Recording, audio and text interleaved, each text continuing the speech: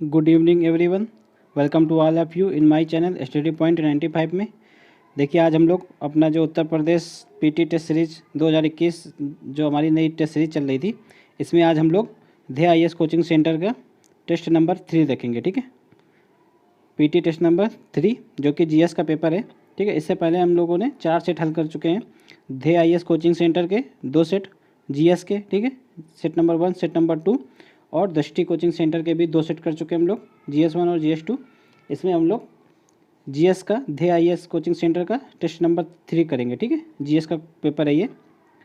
और अगर इससे पहले कि आप लोगों ने पेपर को नहीं हल किए हैं तो आप चैनल पर आकर हमारे वो पेपर को हल कर सकते हैं। ठीक है, और चैनल को आप लोग सब्सक्राइब जरूर कर लेना ताकि आप लोग आने वाले कोई भी जब भी हम पेपर अपलोड करें तो सबसे पहले आप लोगों तक पहुंच सके पेपर। ठीक है, और नोटिफिकेशन को भी ऑन कर लेना और वीडियो को लाइक एंड चैनल को सब्सक्राइब और शेयर जरूर करें वीडियो को। ठीक है, बढ़ते हैं नेक्स्ट। अब देखते हैं हम लोग आज का पेपर। ठीक है, ये देखिए बाइलिंगुअल टाइप का पेपर है। ठीक, हम इसमें मोस्टली हिंदी में क्वेश्चनों को हल करेंगे और आप लोग इंग्लिश में उनको अगर समझ में ना आए तो आप लोग इधर इस साइड इंग्लिश में देख सकते हैं। ठीक है, इसका कंप्लीट जो सलूशन है ये हमारे आप लोगों के स्टडी पॉइंट 95 चैनल पर ही मिलेगा। तो चलिए अब हम लोग क्वेश्चन को हल करते हैं। तो फर्स्ट क्वेश्चन है कि निम्नलिखित कथनों में से कौन सा 97वां संविधान संशोधन के संबंध में सत्य है। ठीक है, देखिए 97वें संविधान संशोधन के द्वारा सहकारी समितियां बनाई गई थी। ठीक है, तो देखते हैं अब इस संशोधन के द्वारा सहकारी समिति गठित करने का अधिकार को मौलिक अधिकार बना दिया गया था। तो ये बिल्कुल सही है, सहकारी समिति गठित करने का अधिकार मौलिक अधिकार बना दिया गया था। इसके लिए इसमें एक आर्टिकल 19 का गा जोड़ा गया था। ठीक है, अब देखते हैं नेक्स्ट है कि इस संशोधन के द्वारा एक नया भाग 9B जोड़ा गया था। तो ये भी बिल्कुल सही है, इसमें नया भाग भी जोड़ा गया था 9B। तो ये इसमें दोनों सही है। ठीक है, देखिए 9 में क्या है, 9 में पंचायतें हैं। ठीक है, पंचायतों का प्रावधान है। और 9A में नगर पालिका का प्रावधान है और 9B में ठीक है जो सहकारी समितियों का प्रावधान किया गया है। बढ़ते नेक्स्ट, इसका आंसर हो जाएगा C। ठीक है, नेक्स्ट है क्षमा आदि की और कुछ मामलों में दंडादेश के निलंबन, परिहार या लघुकरण की राष्ट्रपति की शक्ति को किस अनुच्छेद के अंतर्गत रखा गया है। तो देखिए राष्ट्रपति की क्षमादान की शक्ति आर्टिकल 72 के अंतर्गत आती है। ठीक है, आर्टिकल 61 के अंतर्गत राष्ट्रपति के पर महाभियोग लगाया जाता है। ठीक है, आर्टिकल 76 ये जो है अटॉर्नी जनरल ऑफ इंडिया यानी कि महान्यायवादी से संबंधित है।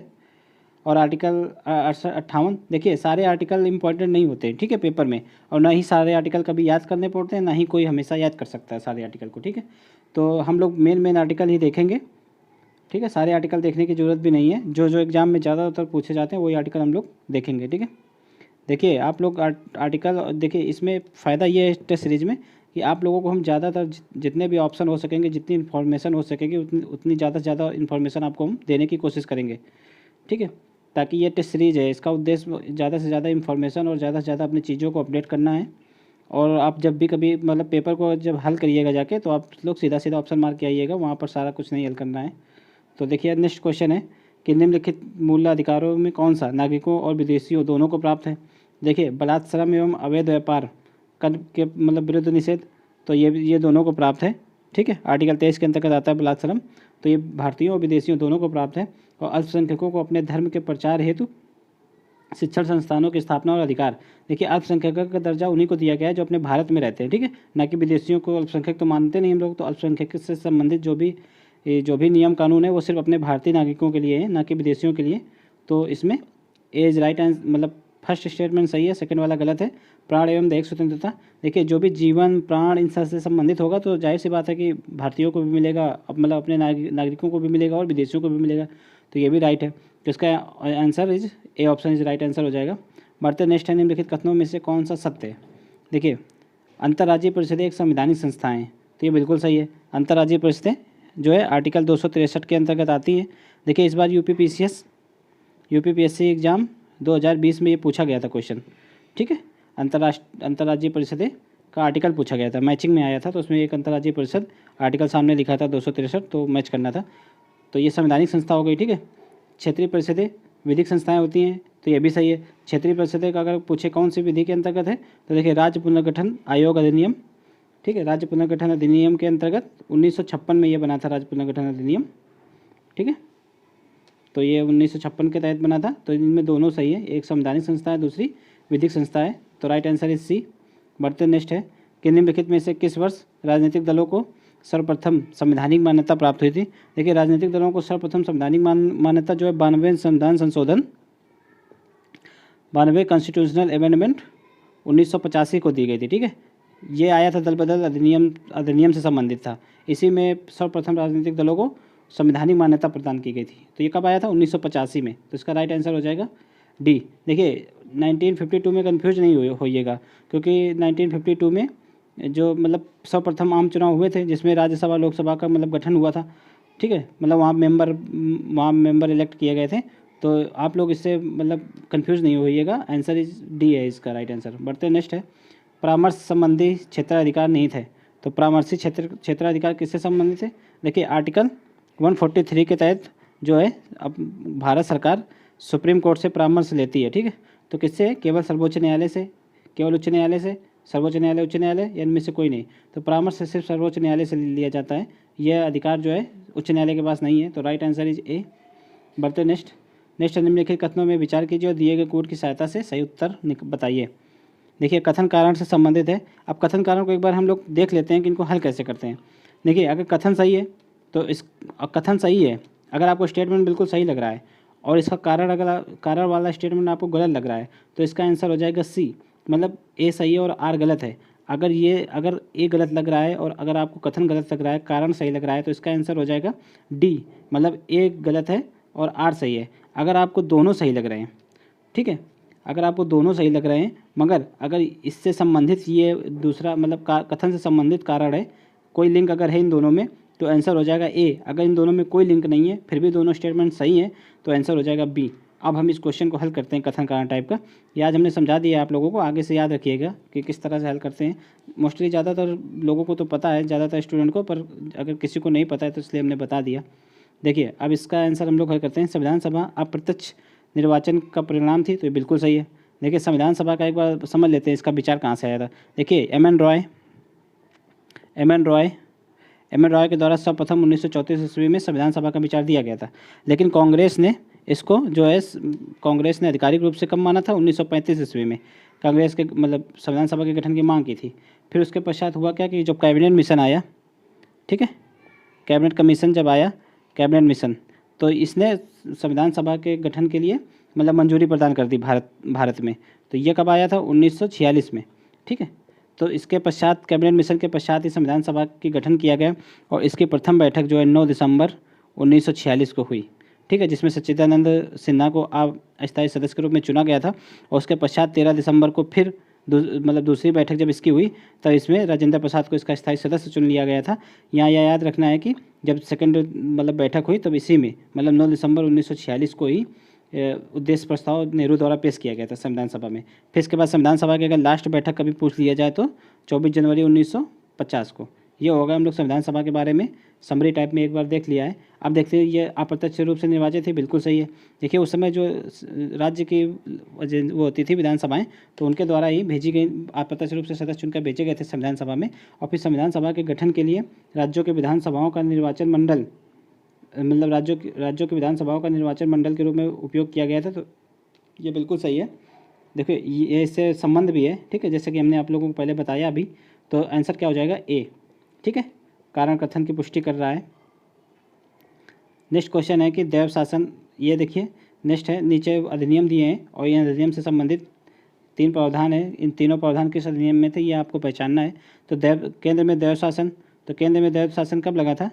1919 में, ठीक है। एक अखिल भारतीय संघ, सॉरी, केंद्र में दैव शासन जो है 1935 में लगा था, ठीक है। एक अखिल भारतीय संघ की स्थापना, ये यहाँ पे हम लोग 1935 कर लेते हैं, 1935। अखिल भारतीय संघ की स्थापना भी 1935 के अधिनियम में और राज्य सचिव परिषद को समाप्त करने का प्रावधान भी 1935। तो राइट आंसर इस सी हो जाएगा। बढ़ते नेक्स्ट है, संविधान सभा द्वारा स्थापित अल्पसंख्यकों हेतु सलाहकार समिति के अध्यक्ष कौन थे? देखिए संविधान सभा में जो समितियाँ थी वो 8 समितियाँ थीं। इन समितियों को एक बार आप लोग देख लीजिए अच्छे से। ये हर बार क्वेश्चन आप लोगों को हर पेपर में मिलते हैं। आप लोग बार बार समितियाँ एक एक करके नहीं याद करना है। आठों एक बार अगर आप लोग याद कर लेंगे तो ज़्यादा आसानी हो जाएगी पेपर को हल करने में। एक बार हम लोग आठों देख लेते हैं, ठीक है। 8 में से 4 लोग मेन है, मतलब 4 लोगों के द्वारा 8 समितियों की अध्यक्षता की गई थी। नेहरू के द्वारा 3 कमेटी की अध्यक्षता की गई थी, ठीक है। पटेल जी के द्वारा 2 कमेटियों की अध्यक्षता की गई थी। और राजेंद्र प्रसाद जी, ठीक है, इनके द्वारा 2 कमेटियों की अध्यक्षता की गई थी। और अंबेडकर, इनके द्वारा 1 कमेटी की अध्यक्ष की गई थी, अध्यक्षता प्रारूप कमेटी, ठीक है। नेहरू के द्वारा, ठीक है, संघ संविधान समिति की अध्यक्षता की गई थी। और एक जो है प्रांत वो सॉरी संघ समाज और संघ से संबंधित नियम से संबंधित की गई थी। और राज्यों से समझौता करने वाली समिति की अध्यक्षता नेहरू द्वारा की गई थी, ठीक है। पटेल के द्वारा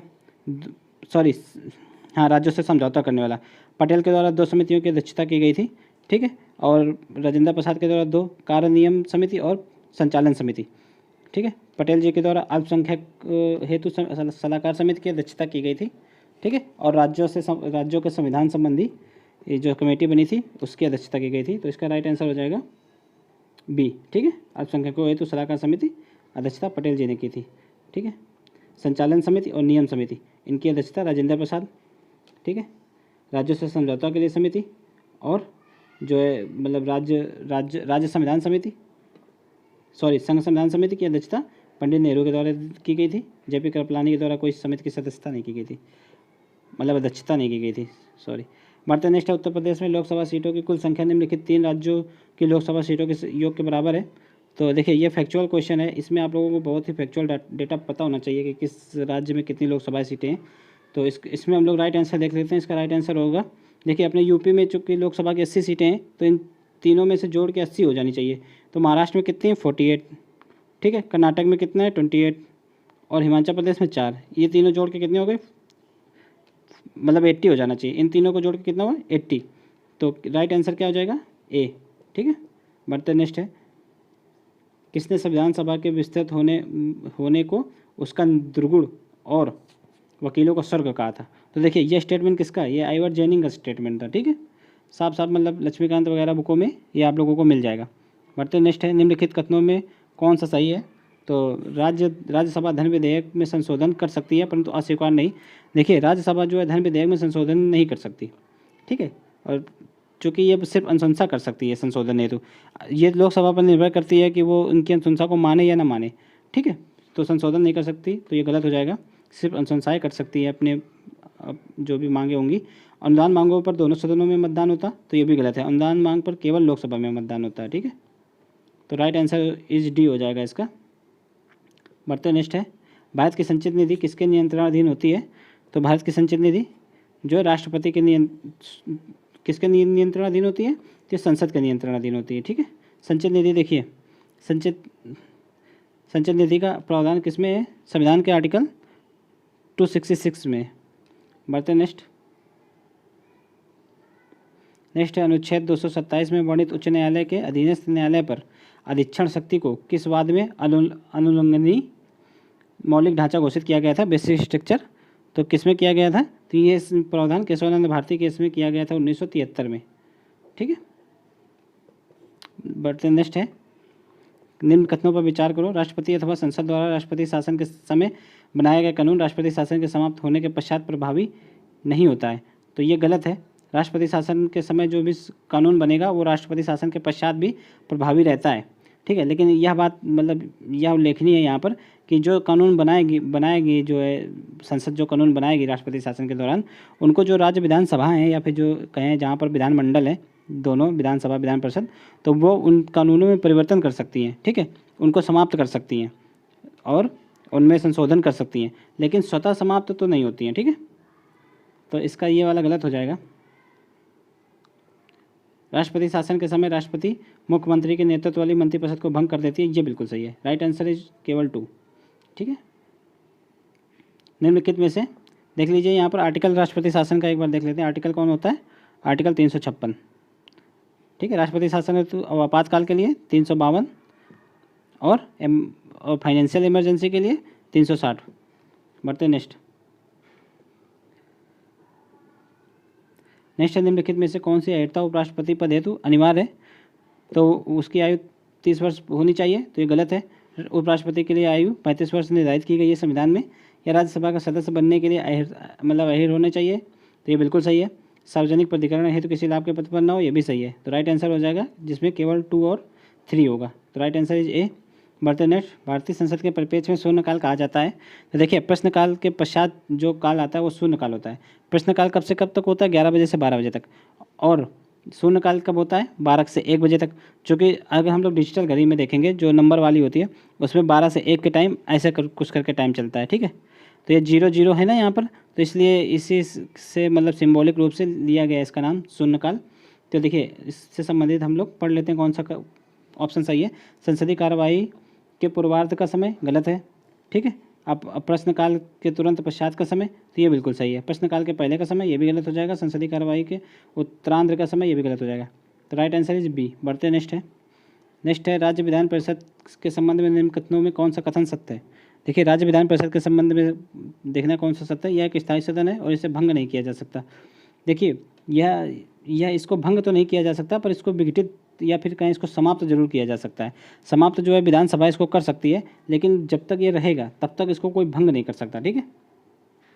मतलब जितने टाइम तक भी रहेगा तब तक तो इसको कोई भंग नहीं कर सकता। ये स्टेटमेंट सही है। तो यहाँ पे कंफ्यूज नहीं होइएगा आप, यहाँ पे समाप्त होने की बात नहीं हो रही, यहाँ पे भंग होने की बात हो रही है। जैसे विधानसभाएं भंग कर दी जाती हैं हर 5 साल के पश्चात, ठीक, फिर नई विधानसभा आती है, तो इनमें ऐसा प्रावधान नहीं होता। इनको अगर समाप्त किया जाता है तो सीधा विधानसभा इसको सीधा समाप्त ही करती है, ठीक है। तो ये स्टेटमेंट सही है। इसके सदस्यों का कार्यकाल 6 वर्ष होता है, ये भी बिल्कुल सही है। इसमें 1/3 सदस्य राज्यपाल द्वारा नामित होते हैं, गलत है, ठीक है। 1/3 नहीं होते हैं, 1/6 होते हैं, ठीक है, 1/6। तो ये गलत हो गया, ऊपर के दोनों सही है। तो राइट आंसर इज ए हो जाएगा। बढ़ते नेक्स्ट है, भारत की संसदीय प्रणाली और ब्रिटेन की संसदीय प्रणाली में अंतर का एक बिंदु क्या है? नामित एवं वास्तविक कार्यपालिका, या शैडो कैबिनेट, या सामूहिक उत्तरदायित्व, या द्विसदनात्मक। देखो, ये अपने यहाँ, ये अपने यहाँ, ये भी है, पर ये जो शैडो कैबिनेट है ये केवल ब्रिटेन में है। ये शैडो कैबिनेट होता क्या है? शैडो मीन्स छाया होता है, कैबिनेट मीन्स कैबिनेट तो जानते हो आप लोग, मंत्रिमंडल।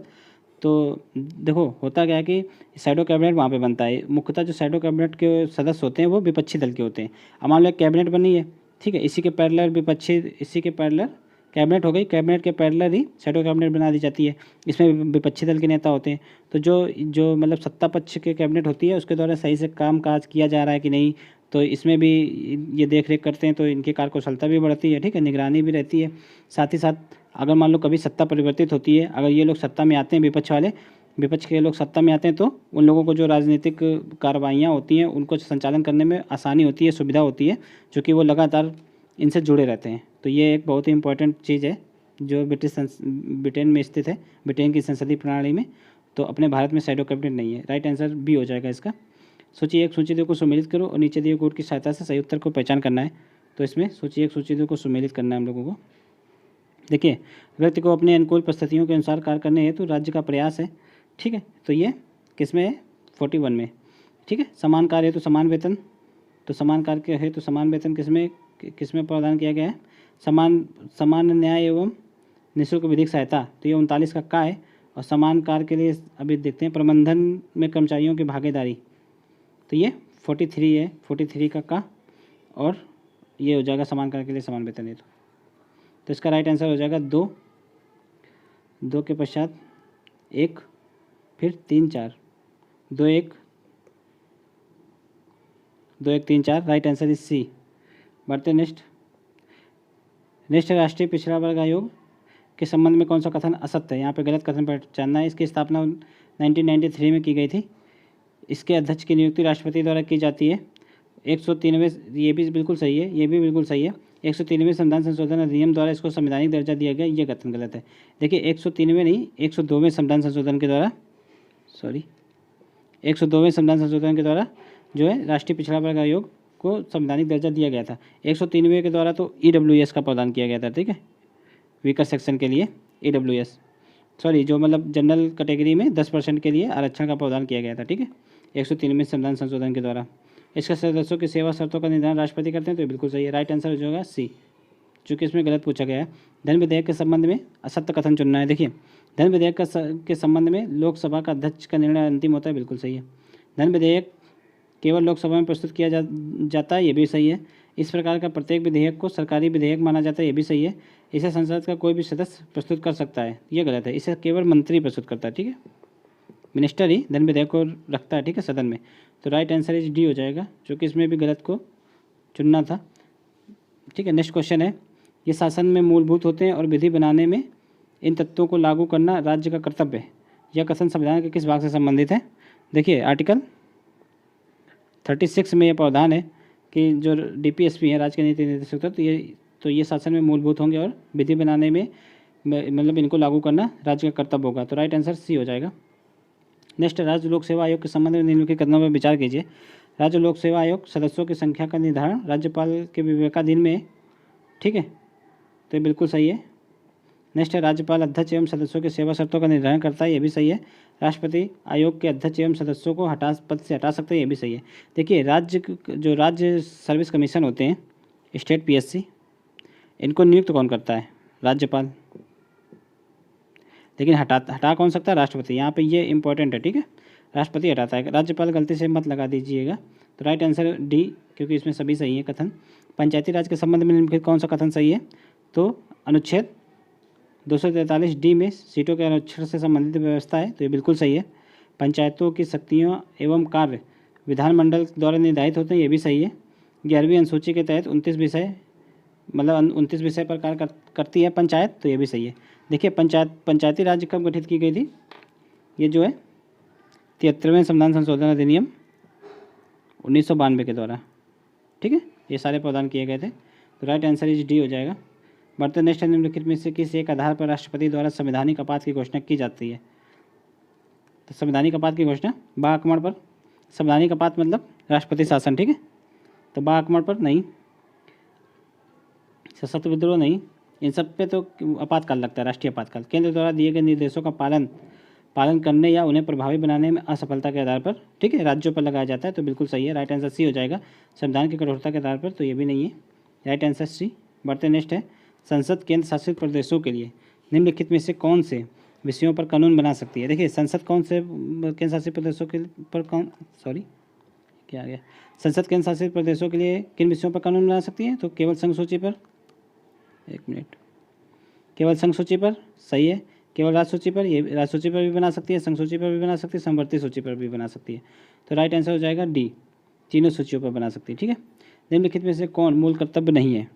देखिए इसमें पहचानना है मूल कर्तव्य कौन सा नहीं है। अपने मूल कर्तव्य कितने हैं? 11 मूल कर्तव्य हैं, ठीक है। इनको स्वर्ण सिंह कमेटी बनी थी, ठीक है, उन्हीं की अनुशंसा पर 42वें संविधान संशोधन अधिनियम 1976 के द्वारा अपने संविधान में जोड़ा गया था। मूल रूप से तो ये 10 थे, ठीक है, लेकिन 11वां संविधान संशोधन मतलब 11वां मौलिक कर्तव्य को बाद में जोड़ा गया था, ठीक है। इसमें देखना हम लोगों को कौन सा मूल कर्तव्य नहीं है। तो वैज्ञानिक दृष्टिकोण को प्रोत्साहन देना, ये बिल्कुल सही है। हिंसा से दूर रहना, ये भी सही है। निजी संपत्ति का कुशल प्रबंधन, तो ये नहीं है, ठीक है। प्राकृतिक पर्यावरण की रक्षा, बिल्कुल सही है। तो राइट आंसर इज सी हो जाएगा। बढ़ते नेक्स्ट है, प्रस्तावना के संबंध में निम्नलिखित में से कौन सा असत्य है? देखिए प्रस्तावना संविधान का भाग नहीं है, तो गलत है, यही गलत है, ठीक है, क्योंकि प्रस्तावना संविधान का भाग है। देखिए बेरुवाड़ी वाद हुआ था सबसे पहले, बेरुवाड़ी वाद, तो इसमें क्या मतलब सुप्रीम कोर्ट ने कहा था कि संविधान का भाग नहीं है प्रस्तावना, लेकिन बाद में केशवानंद भारती वाद हुआ था, केशवानंद भारती वाद 1973, इसमें सब सुप्रीम कोर्ट ने कहा था कि प्रस्तावना संविधान का ही भाग है, ठीक है। तो राइट आंसर हो जाएगा ए, चूँकि इसमें गलत पहचानना है और बाकी तीनों सही है। प्रस्तावना में संशोधन किया जा सकता है, जैसा कि आप लोगों ने देखा कि 42वें संविधान संशोधन अधिनियम के द्वारा 42वें संविधान संशोधन अधिनियम के द्वारा जो है पंथनिरपेक्ष अखंडता और समाजवादी शब्द जोड़े भी जा चुके हैं, एक बार संशोधन भी हो चुका है, ठीक है। N.A. पालकीवाला प्रस्तावना को संविधान का परिचय पत्र कहा है, ये भी सही है। प्रस्तावना संविधान के उद्देश्यों का उल्लेख किया गया है, ये भी सही है। तो प्रस्तावना संविधान का भाग नहीं, ये गलत है, चूँकि प्रस्तावना संविधान का भाग है, ठीक है। निम्नलिखित में से किसे राज्य की कार्यपालिका के अंतर्गत शामिल किया जाता है? देखिए राज्य की कार्यपालिका के अंतर्गत 4 चीज़ें शामिल की जाती हैं, ठीक है। राज्यपाल, मुख्यमंत्री, मंत्रिपरिषद और राज्य के महाधिवक्ता, ठीक है। अगर वहीं पर अगर सेंटर के पूछी जाए कि संघ की कार्यपालिका में कौन कौन होते हैं, तो संघ की कार्यपालिका में 5 होते हैं। यहाँ पे राज्यपाल होते हैं, तो वहाँ पर राष्ट्रपति होते हैं, प्रेसिडेंट। यहाँ पर वाइस उपराज्यपाल का कोई प्रावधान नहीं है, पर वहाँ वाइस प्रेसिडेंट होते हैं तो वो भी शामिल होते हैं। ठीक है, उसके बाद मंत्रिपरिषद वहाँ भी, यहाँ भी होती है, वहाँ भी होती है मिनिस्ट्री। और राज्य का महाधिवक्ता अटॉर्नी जनरल ऑफ इंडिया वहाँ पर होता है। ठीक है, और प्रधानमंत्री होते हैं पीएम। यहाँ मुख्यमंत्री तो वहाँ प्रधानमंत्री हो गए ना 5 लोग। तो ये याद रखना, ये संघ की कार्यपालिका है और राज्य की कार्यपालिका में 4 लोग होते हैं। ठीक है, तो राइट आंसर हो जाएगा सी। बढ़ते नेक्स्ट है, भारत के संविधान में निम्नलिखित में से किस अनुच्छेद में उल्लिखित है कि भारत में राज्य क्षेत्र में सर्वत्र व्यापार, वाणिज्य और समागम अबाध होगा? तो ये किस में है? ये 301 में है। ठीक है, अनुच्छेद 301 में ये कहा गया है। बढ़ते नेक्स्ट है, भारतीय संविधान के अनुच्छेद 243 के तहत निम्नलिखित में से कौन सहकारी समितियों के नियमन, विनियमन, समापन के संबंध में उपबंध निर्मित करने हेतु प्रतिकृत किया गया है? तो देखिए, ये सब राज्य विधानमंडल के द्वारा किया जाता है। ठीक है, सारे काम, समितियों को बनाना, उनका संचालन करना, सारा कुछ। नेक्स्ट है, निम्नलिखित में से कौन सा आयोग भारत के कार्मिक मंत्रालय के अंतर्गत नहीं आता है? ठीक है, सेंट्रल विजिलेंस कमीशन ये आता है। नेशनल इन्वेस्टिगेशन एजेंसी ये नहीं आता, ये गृह मंत्रालय के अंतर्गत आता है, नेशनल इन्वेस्टिगेशन एजेंसी। ठीक है, मिनिस्ट्री ऑफ होम अफेयर। ठीक है, ये आता है। सेंट्रल इन्वेस्टिगेशन ब्यूरो सीबीआई जिसको बोलते हैं, तो ये इसी के अंतर्गत आता है, कार्मिक मंत्रालय के अंतर्गत। इसको मिनिस्ट्री ऑफ होम अफेयर कभी मत समझ लेना गलती से भी। सेंट्रल इन्फॉर्मेशन कमीशन ये भी आता है कार्मिक मंत्रालय के अंतर्गत। तो राइट आंसर हो जाएगा बी, चूँकि एनआईए जो होता है वो भारत सरकार के अंतर्गत, मतलब गृह मंत्रालय के अंतर्गत आता है। निम्नलिखित कथनों पर कौन सा सत्य है? इसमें असत्य कथन पहचानना है। सभी धन विधेयक विधि विधेयक की श्रेणी में आते हैं, बिल्कुल सही है। देखिए, धन विधेयक ये फिगर बनता है इसमें, इसको आप धन विधेयक लिखें, मान सकते हैं इसको वित्त विधेयक। तो क्या हुआ कि सभी धन विधेयक वित्त विधेयक के अंतर्गत आते हैं, बिल्कुल सही है। ठीक है, ये फिगर बनता है इसमें। यदि कोई विधेयक लोकसभा विघटन होने के कारण छूट जाता है तो संयुक्त बैठक नहीं बुलाई जा सकती।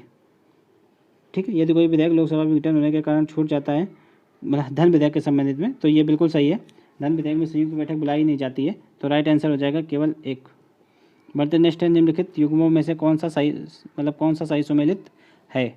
तो कौन सा सही सुमेलित है ये पहचानना है, कौन कौन से सही सुमेलित हैं इसमें से। तो 101वां संविधान संशोधन अधिनियम जीएसटी से संबंधित है, बिल्कुल सही है।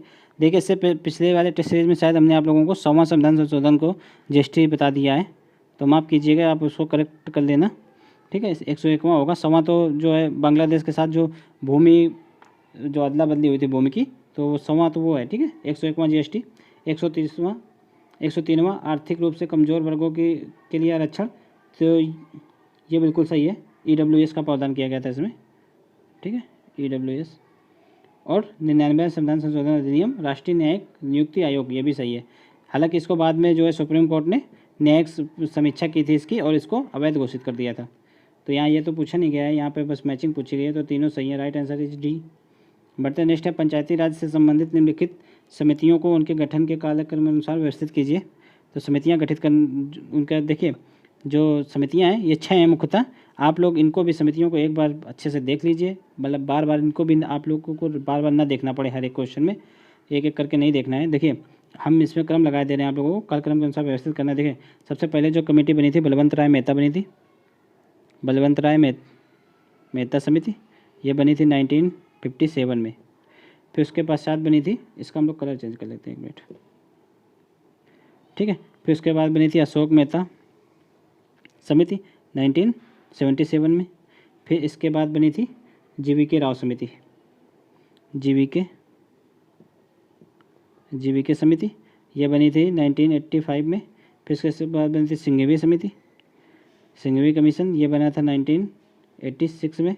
फिर उसके बाद जो है थुंगन कमेटी बनी थी, एक थुंगन कमेटी बनी थी 1988। और एक बनी थी लास्ट में गाडगिल कमेटी, गाडगिल भी 1988 में ही बनी थी। तो 6 हो गई ना, 1 2 3 4 5 6।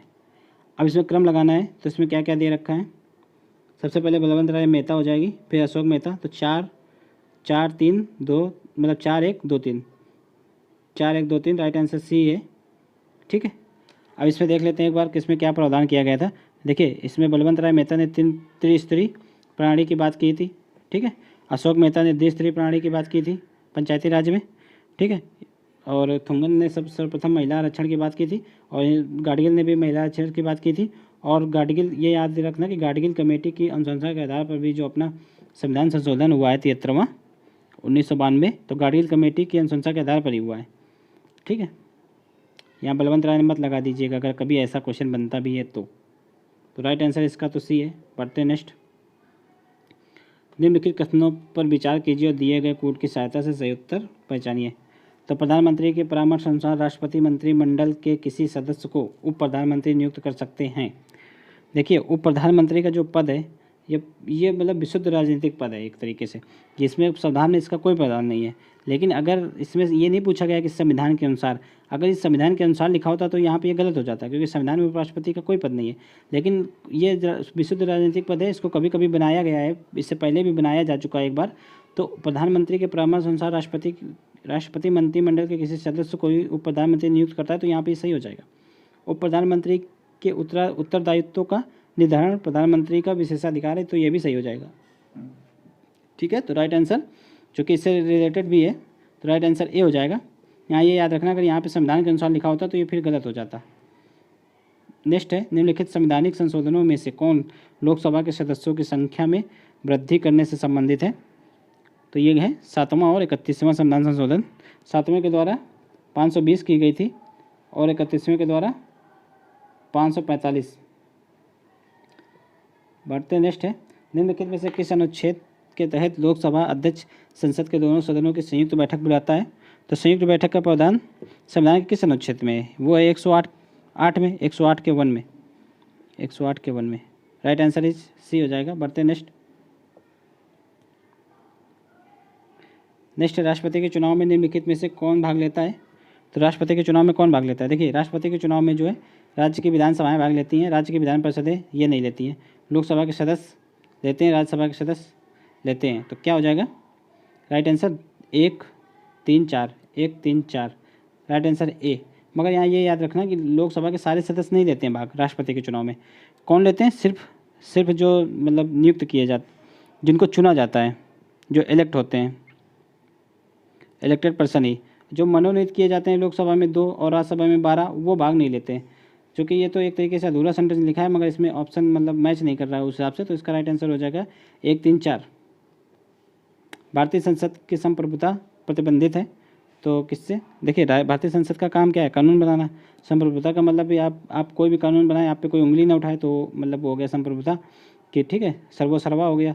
मगर प्रतिबंधित किससे, तो कोई भी अगर कानून बनाती है, अगर वो हमारे फंडामेंटल जो बेसिक स्ट्रक्चर है, अगर उसको मतलब उल्लंघन करती है, मतलब कोई भी विधि उसका उल्लंघन करती है, तो उसका न्यायिक समीक्षा कौन करता है, सर्वोच्च न्यायालय।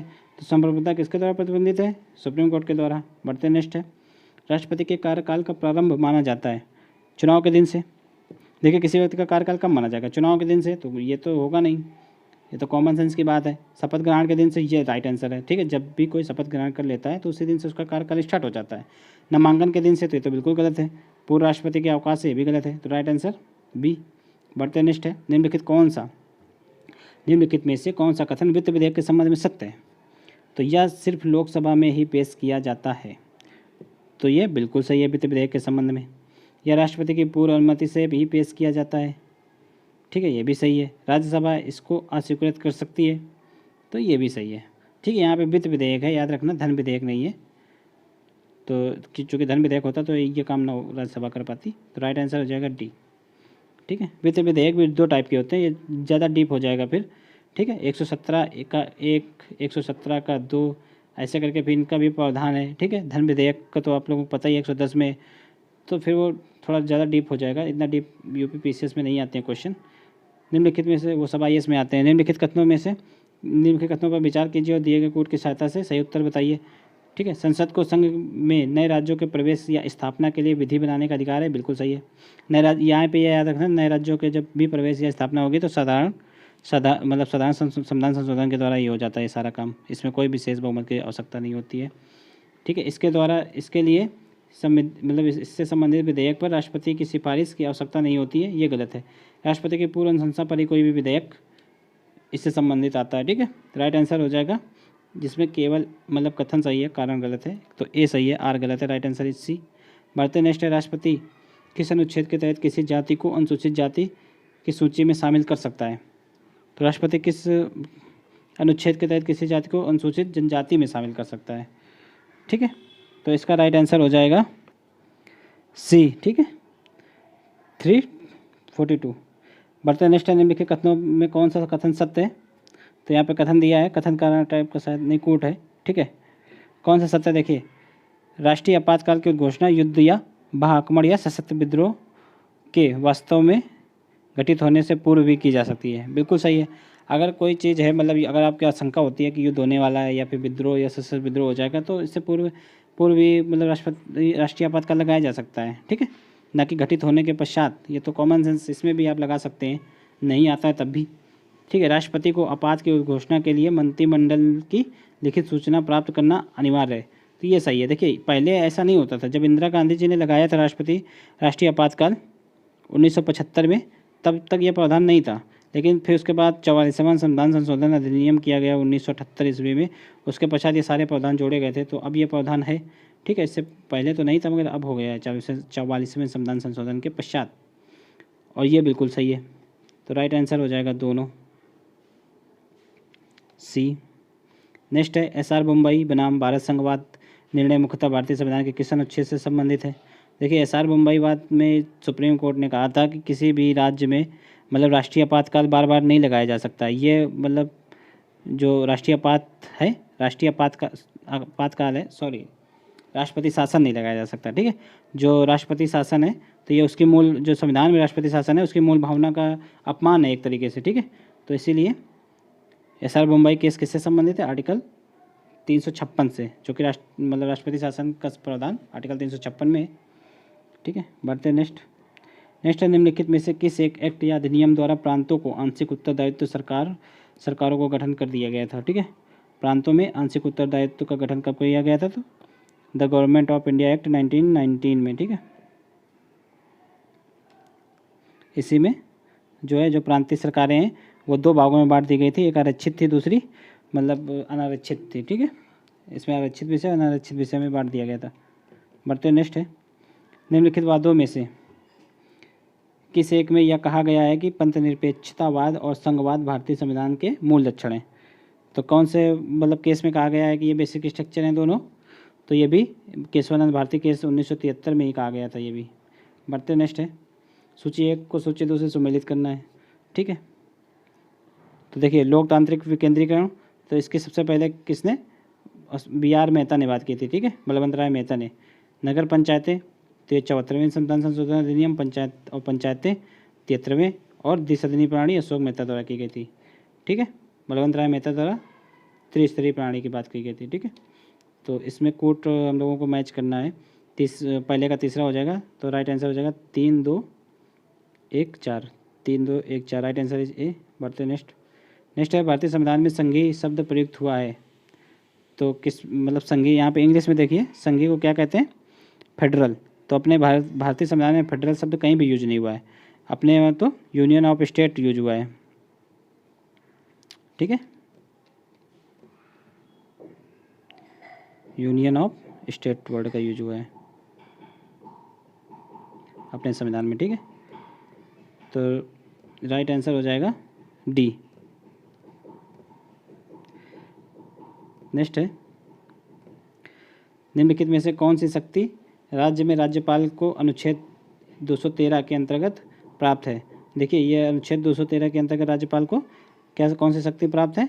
ये मतलब अध्यादेश जारी कर सकती है। ठीक है, और अनुच्छेद 123 के अंतर्गत ये केंद्र को प्राप्त है, मतलब राष्ट्रपति को प्राप्त है कि वो अध्यादेश जारी कर सकते हैं, और अनुच्छेद 213 के अंतर्गत राज्यपाल को प्राप्त शक्ति है कि वो अध्यादेश जारी कर सकते हैं। ठीक है, अंतर ये है कि ये जो संघ सूची के संबंधित विषयों पर जारी करते हैं राष्ट्रपति, और राज्यपाल राज्य सूची से संबंधित जितने भी विषय होंगे उन पर जारी कर सकते हैं। तो इसका आंसर हो जाएगा राज्य उच्च न्यायालय के न्यायाधीशों की नियुक्ति करना, नहीं। आपातकालीन शक्ति, ये भी नहीं। विधानमंडल में विश्रांति के दौरान, विधानमंडल के मतलब जब विधानमंडल ना चल रहा हो उसके दौरान अध्यादेश को प्रख्यात करना, तो बिल्कुल सही है। नेक्स्ट है, मूल अधिकारों की रक्षा हेतु रिटों को जारी करने का अधिकार प्राप्त है। देखो, रिटों को कौन कौन जारी कर सकता है? उच्चतम न्यायालय भी कर सकती है और उच्च न्यायालय भी कर सकती है, लेकिन संसद नहीं करती। ठीक है, तो राइट आंसर हो जाएगा डी। क्योंकि डी में दोनों ऑप्शन दिए गए। नेक्स्ट है निम्नलिखित पर विचार कीजिए। तो देखिए समान का मतलब क्वेश्चन इसमें पूछा क्या गया है, निम्नलिखित मतलब उपरोक्त में से कौन सा संविधान में वर्णित नीति निर्देशक सिद्धांत के अंतर्गत सम्मिलित है। डीपीएसपी में पूछा गया कौन कौन से हैं। डीपीएसपी देखिए आर्टिकल 36 से लेकर 51 तक डीपीएसपी का प्रावधान है। तो इसमें देख लेते हैं कौन कौन आते हैं। समान नागरिक संहिता आर्टिकल 44 में, तो ये भी डीपीएससी में। छोटे परिवारों का मापदंड ये नहीं है। समान कार्य के लिए समान वेतन ये आर्टिकल 39 में, तो ये भी डीपीएससी में। प्राथमिक स्तर पर मातृभाषा में शिक्षा ये नहीं है। तो राइट आंसर हो जाएगा 1 और 3 जिसमें होगा। Right answer is C. बढ़ते नेक्स्ट है एक संसद सदस्य को सीट एक संसद सदस्य की सीट को रिक्त घोषित किया जा सकता है यदि वह संसद में लगातार कितनी अवधि तक अनुपस्थित रहे। तो यदि वह लगातार 60 दिनों तक अर्थात 2 माह तक अनुपस्थित अगर रहता है तो उसके सीट रिक्त घोषित कर दी जाती है। संविधान के अनुच्छेद 72 के अंतर्गत राष्ट्रपति को क्षमादान की शक्ति प्राप्त है। यह क्षमादान शक्ति कैसी है, तो कैसी है, विधायी शक्ति गलत, कार्यकारी शक्ति ये भी नहीं है, न्यायिक शक्ति ये बिल्कुल सही है। राइट आंसर इसी हो जाएगा, प्रशासनिक शक्ति नहीं। बढ़ते नेक्स्ट है भारतीय संविधान सभा में कुल 15 महिला सदस्यों में से एकमात्र मुस्लिम महिला कौन थी। तो 15 महिला सदस्यों में से देखिए मरियम सिद्दीकी, बेगम एजाज रसूल, नाजनीन खातून, शबाना बेगम सभी थी, पर बेगम ये तो एक मुस्लिम बेगम ये लोग नहीं थे। एक मुस्लिम महिला कौन थी, बेगम एजाज रसूल। राइट आंसर सी हो जाएगा। बढ़ते निम्नलिखित पर विचार कीजिए। तो साधारण विधेयक, धन विधेयक, संविधान संशोधन विधेयक पूछा क्या गया है कि उपरोक्त में से किस विधेयक पर संयुक्त बैठक का प्रावधान नहीं है। देखिए धन विधेयक पर कोई प्रावधान नहीं है संयुक्त बैठक का, और संविधान संशोधन विधेयक के संबंध में भी ऐसा कोई प्रावधान नहीं है। संयुक्त बैठक का प्रावधान संविधान के 118 आर्टिकल 118 के 1 में है। ठीक है, साधारण विधेयक के संबंध में है, साधारण विधेयक के संबंध में, वित्त विधेयक के संबंध में। ठीक है, फाइनेंशियल बिल, तो वित्त तो यहाँ पे ऑप्शन है नहीं, तो राइट आंसर केवल एक होगा जिसमें पूछा गया प्रावधान नहीं है। ठीक है, तो प्रावधान किसमें नहीं है, धन विधेयक और संविधान संशोधन विधेयक। तो राइट आंसर हो जाएगा 2 और 3। नेक्स्ट है राष्ट्रपति एक अध्यादेश जारी कर सकता है जब उसे समाधान हो जाता है कि तत्कालीन कार्रवाई की जानी आवश्यक है। तो राष्ट्रपति कब अध्यादेश जारी करता है, सदन में केवल एक सत्र सदन में ना हो तो तब जारी कर सकता है। सदन के दोनों सत्र ना हो तब भी कर सकता है, कोई भी सत्र ना हो, दोनों सदन ना हो तब नहीं कर सकता, क्योंकि दोनों सदन अगर चल रहे हैं सदन के, तो सदन में ही कोई भी विधि अगर बनानी है तत्कालिक रूप से तो सदन से ही बन जाएगी। कोई भी सत्र में ना हो तो ये भी सही है, इसमें से कोई नहीं तो ये नहीं होगा। तो राइट आंसर इसमें देखिए 2 मैच कर रहे हैं, पहला भी और तीसरा भी। ठीक है, तो इसमें से कोई ऑप्शन एक सही नहीं है, क्योंकि कोई भी विधि बनने के लिए संसद के जो सदन होते हैं दोनों चलने आवश्यक हैं, लोकसभा और राज्यसभा, तभी कोई विधि बनती है, सिर्फ एक ही सदन से नहीं बन जाती है। तो यहाँ पर पूछा गया केवल एक सदन न चल रहा हो तब भी बन जाएगी, क्योंकि दूसरा सदन नहीं चल रहा है, और दोनों न चल रहे हैं तब भी बन जाएगी। लेकिन अगर दोनों चल रहे हैं तो राष्ट्रपति अध्यादेश नहीं जारी कर सकता है। तो राइट आंसर हो जाएगा एक और ए और सी। बढ़ते नेक्स्ट है संसद विधि द्वारा 2 या 2 से अधिक राज्यों के लिए एक उच्च न्यायालय की स्थापना कर सकती है, किसमें वर्णित है। तो देखिए संसद आर्टिकल 231 में ये कि अगर संसद चाहे तो 2 या 2 से अधिक राज्यों के लिए एक ही उच्च न्यायालय की स्थापना कर सकती है।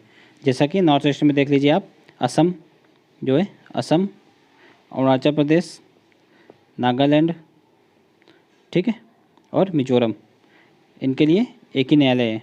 बढ़ते नेक्स्ट निम्नलिखित कथनों पर विचार कीजिए। अंत में दिए गए कोड की सहायता से सही उत्तर का चयन कीजिए। ये भी कथन कारण टाइप का क्वेश्चन है। लोकतंत्र में एक संस्था द्वारा दूसरे पर अंकुश लगाने की व्यवस्था है, तो बिल्कुल सही है, बिल्कुल सही है। विधायिका पर कार्यपालिका का नियंत्रण होता है, ये गलत है। कार्यपालिका पर विधायिका का नियंत्रण होता है, जस्ट अपोजिट लिखा है, ना कि विधायिका पर कार्यपालिका का। तो राइट आंसर हो जाएगा कथन जिसमें केवल एक सही है, लेकिन कथन सही है, कारण गलत है।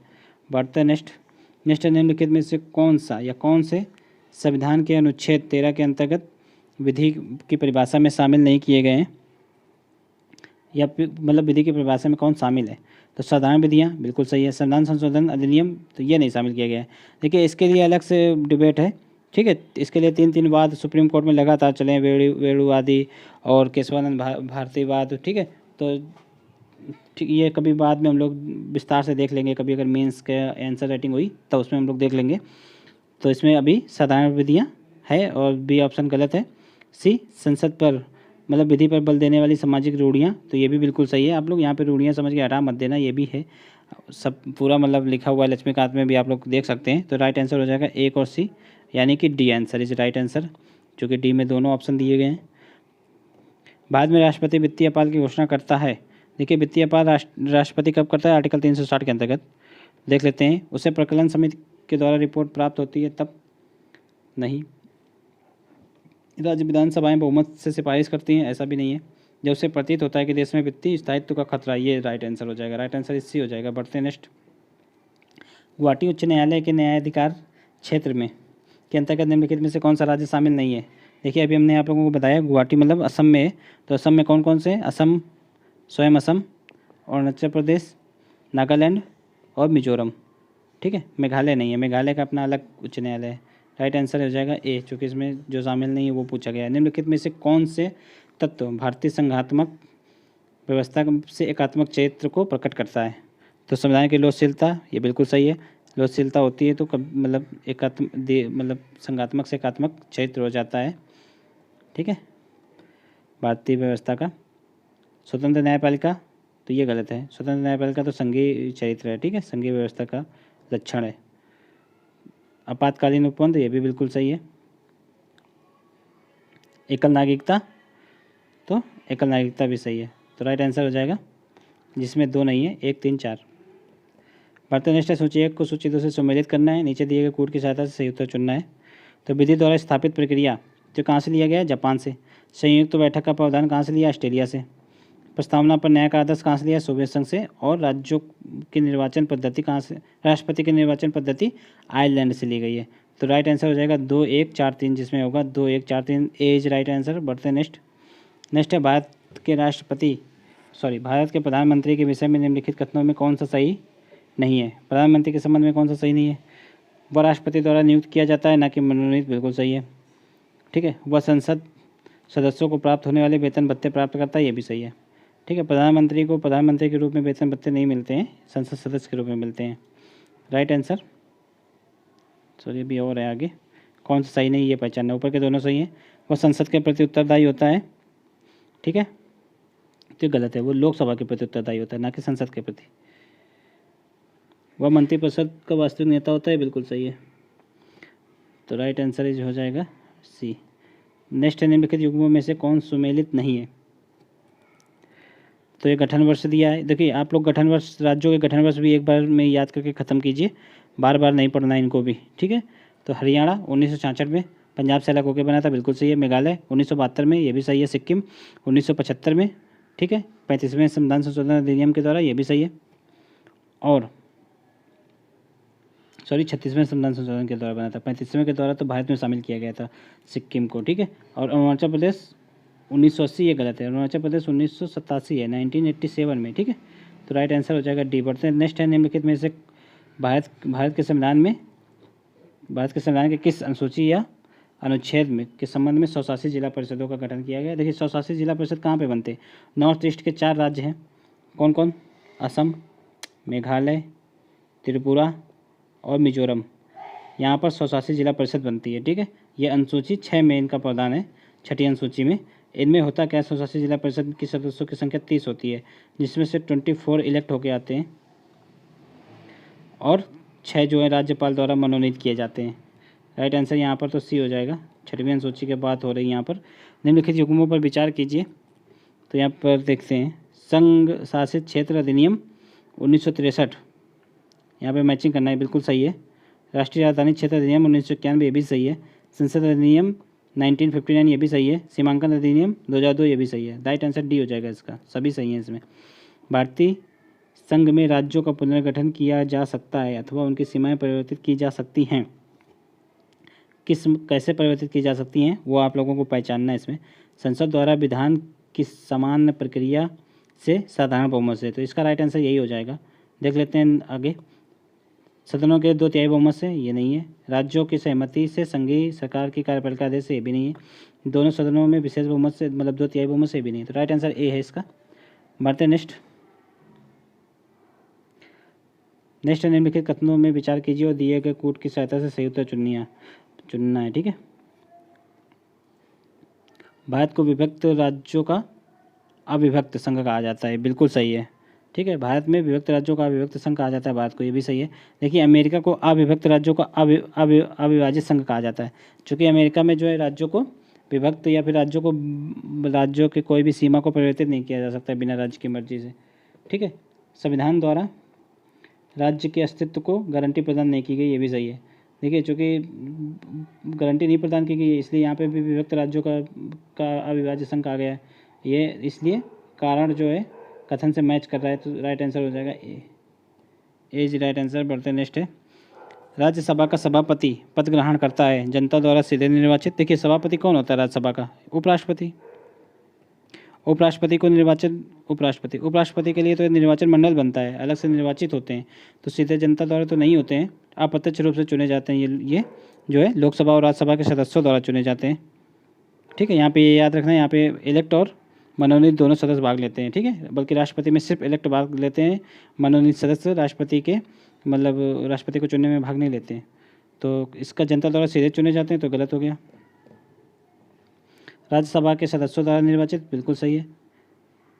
राष्ट्रपति द्वारा निर्वाचित होने से नहीं, राज्यसभा के सदस्यों द्वारा नहीं, दोनों के द्वारा होता है, राज्यसभा लोकसभा दोनों के द्वारा। चूँकि इसमें हम सोच रहे थे शायद लोकसभा भी आगे मिलेगा, पर ऐसा नहीं है, पदेन होते हैं। ठीक है। मतलब सभापति पदेन होते हैं। जो भी व्यक्ति उपराष्ट्रपति चुना जाता है, उपराष्ट्रपति, वह स्वतः ही जो है राज्यसभा का सभापति हो जाता है, तो उसको पदेन बोलते हैं। ठीक है। बढ़ते नेक्स्ट है, न्यायिक समीक्षा का तात्पर्य क्या है?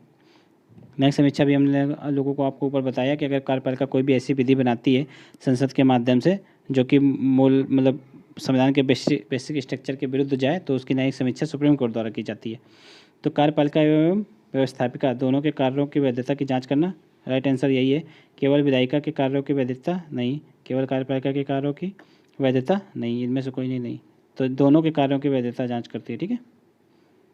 निम्नलिखित प्रावधानों में से किसके अंतर्गत प्रत्येक पंचायत में अनुसूचित जातियों अनुसूचित जनजातियों के आरक्षण की व्यवस्था है? तो ये किसमें है? 243 का डी। नेक्स्ट है, मुख्य निर्वाचन आयुक्त को उसकी पदावधि समाप्त होने से पहले हटाया जा सकता है।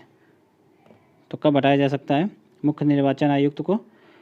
मंत्रिमंडल की संतुष्टि पर नहीं, राष्ट्रपति द्वारा पारित आदेश पर, यह भी नहीं, उस रीति के आधार पर जिससे उच्चतम न्यायालय के न्यायाधीशों को हटाया जाता है, बिल्कुल सही है। उच्चतम न्यायालय के न्यायाधीशों को 2/3 के बहुमत से विशेष बहुमत के द्वारा हटाया जाता है, दोनों सदनों में।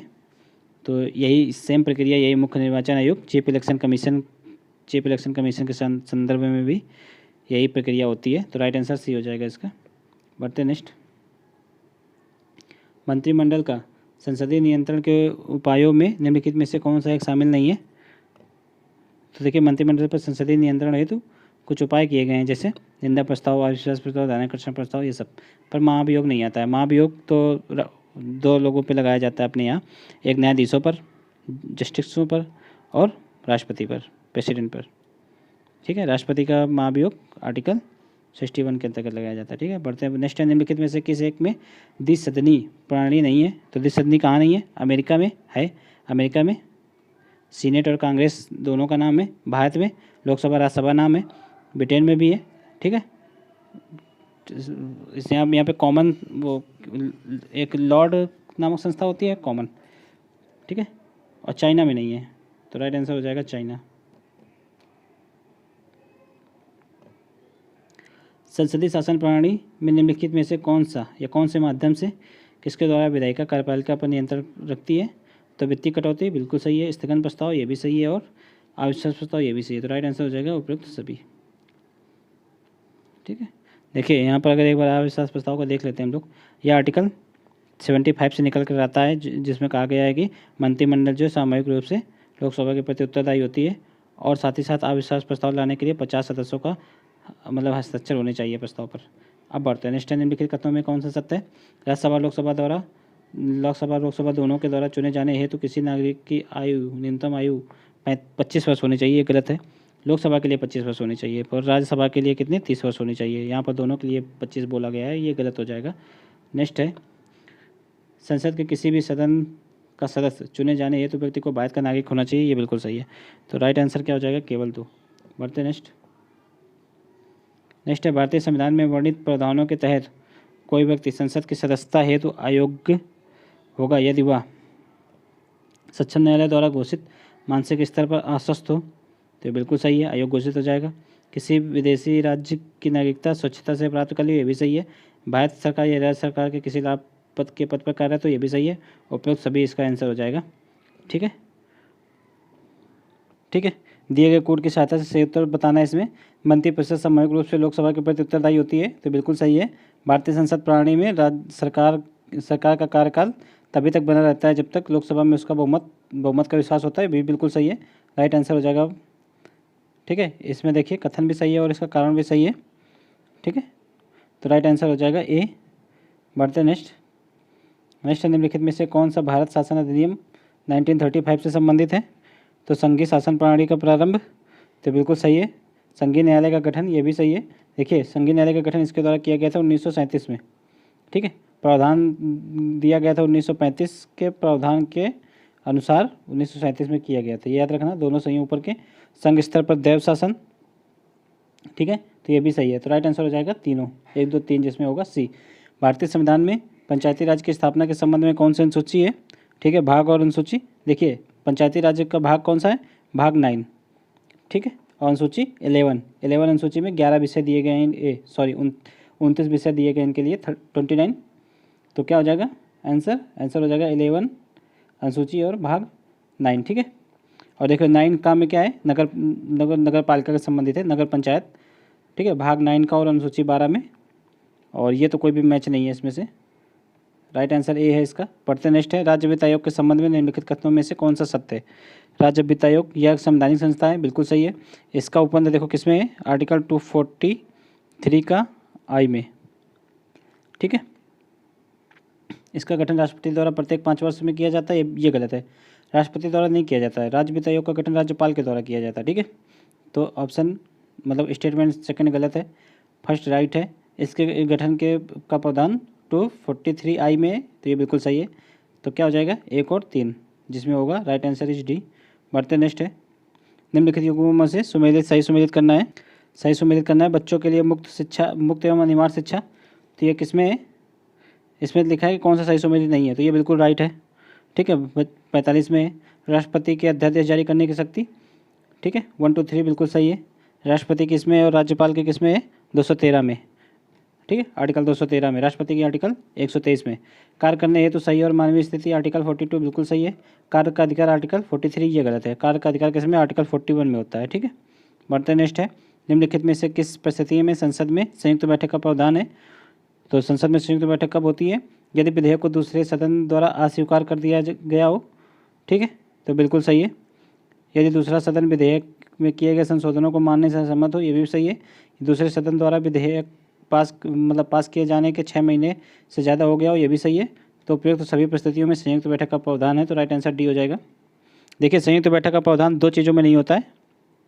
धन विधेयक से संबंधित कोई भी अगर संविधान संशोधन होता है या फिर बिल होता है उससे संबंधित, और संविधान संशोधन जो अमेंडमेंट होता है, संविधान संशोधन विधेयक, उससे संबंधित नहीं होता। ठीक है, कॉन्स्टिट्यूशनल अमेंडमेंट में नहीं होता है और धन विधेयक में नहीं होता है। बढ़ते नेक्स्ट निम्नलिखित कथनों में विचार कीजिए और दिए गए कोड की सहायता से सही उत्तर बताइए। संसद के लिए राष्ट्रपति का अभिभाषण केंद्रीय मंत्रिमंडल द्वारा तैयार किया जाता है, बिल्कुल सही है। ठीक है, वास्तविक कार्यपालिका शक्ति केंद्रीय मंत्रिमंडल के पास नहीं था, ये भी सही है। और कारण जो है कथन की पुष्टि भी कर रहा है, तो राइट आंसर ये हो जाएगा। बढ़ते नेक्स्ट है, ठीक है, सांसद स्थानीय क्षेत्र विकास योजना के संबंध में जो LP-लेड बोलते हैं, कि निम्नलिखित में से कौन सा सत्य है? देखिए इनके तहत जो सांसदों को निधि दी जाती है, संसद निधि बोलते हैं आम भाषा में, तो ये उससे संबंधित क्वेश्चन है। ये योजना की शुरुआत दिसंबर 1993 में की गई थी, ये बिल्कुल सही है। यह पूरी तरह केंद्र सरकार से सहायता प्राप्त होता है। ठीक है, तो ये भी सही है। लोकसभा राज्यसभा के मनोनीत सदस्य इसमें सम्मिलित नहीं होते हैं, तो ये गलत है। देखिए मनोनीत सदस्य को भी MP-लेड मिलती है। ठीक है, तो राइट आंसर हो जाएगा, जिसमें केवल 1 और 2 होंगे, तो राइट आंसर इज बी। बढ़ते नेक्स्ट है, निम्नलिखित कथनों पर कौन सा सत्य है? निम्नलिखित कथनों में से कौन सा सत्य है? अविश्वास प्रस्ताव संसद में लाने के लिए किसी विशेष कारण का उल्लेख नहीं किया जाता है या फिर नहीं करना होता है, तो बिल्कुल सही है। ठीक है, खाली इसमें क्या होता है कि जिस सदन में आता है, लोकसभा या फिर राज्यसभा, उसमें जो है 50 सदस्यों का, मतलब उस प्रस्ताव में 50 सदस्यों के सिग्नेचर होने चाहिए। ठीक है,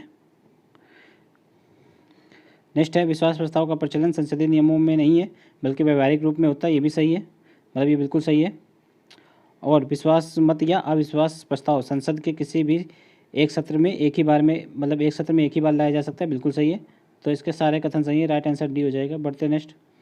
नेक्स्ट है, भारत का महान्यायवादी संसद के बैठकों में भाग ले सकता है किंतु मत नहीं दे सकता, यह किसमें वर्णित है? तो देखिए, भारत का महान्यायवादी जो है, ये बिल्कुल बात सही लिखी है कि मत नहीं दे सकता पर भाग ले सकता है।